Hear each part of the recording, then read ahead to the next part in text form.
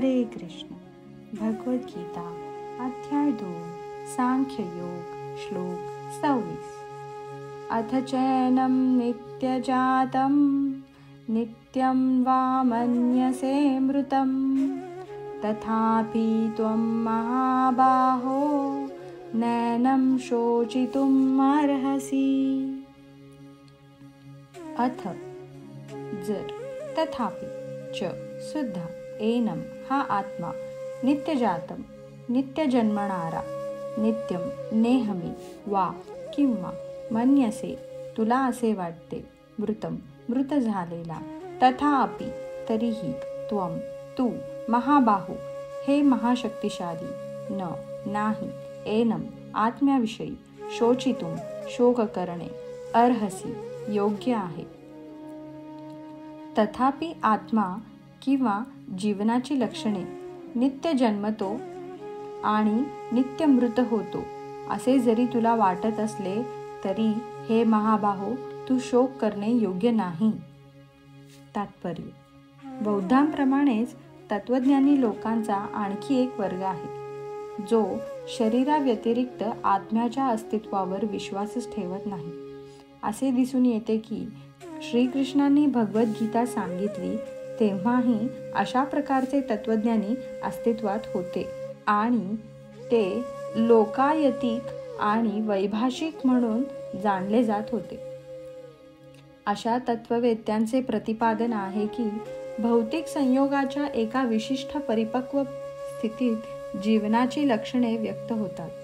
आधुनिक जडवादी वैज्ञानिक तसेच जडवादी तत्वज्ञानीही याचप्रमाणे प्रतिपादन करतात. त्यांच्या मताप्रमाणे शरीर म्हणजे भौतिक मूलतत्वांचे संमिश्रण आहे आणि भौतिक तथा रासायनिक मूलतत्वांच्या प्रक्रियेमुळे एका विशिष्ट अवस्थेत जीवनाची लक्षणे प्रकट होतात. मानुष्यकशास्त्र या तत्वज्ञानावर आधारित आहे. सद्यस्थितीत याच तत्वज्ञानावर आधारलेले लोक कपोलकल्पित धर्म अमेरिकेत प्रचलित होत आहे. असे हे कपोलकल्पित धर्म शून्यवादी अभक्त बौद्धिक पंथावरही आधारित आहेत. वैभाषिक तत्वज्ञानाप्रमाणे जरी आत्म्याच्या अस्तित्वावर अर्जुनाचा विश्वास नसला तरी त्याने शोक करण्याचे काहीच कारण नाही.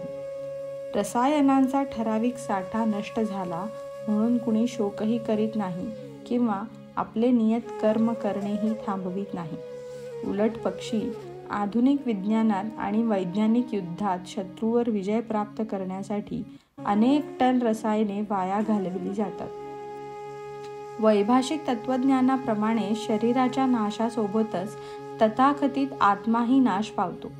म्हणून कोणत्याही परिस्थितीत अनुरूप जीवात्म्याविषयीचा वैदिक निष्कर्ष अर्जुनाने स्वीकारला किंवा त्याने आत्म्याच्या अस्तित्वावरच विश्वास ठेवला नाही तरी त्याला शोक करण्याचे काहीच कारण नाही.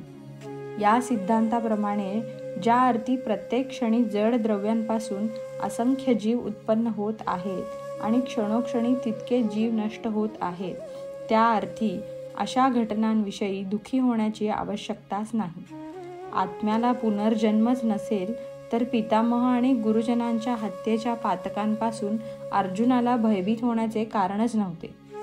पण त्याच वेळी श्रीकृष्णांनी अर्जुनाला व्यंगपूर्वक महाबाहो म्हणून संबोधले कारण त्याने वैदिक ज्ञानाला प्रतिकूल असणाऱ्या वैभाषिक तत्वज्ञानाचा स्वीकार केला नाही. अर्जुन क्षत्रिय या नात्याने वैदिक संस्कृतीशी संबंधित होता आणि तिचे पालन करणेच त्याला योग्य होते. हरे कृष्ण.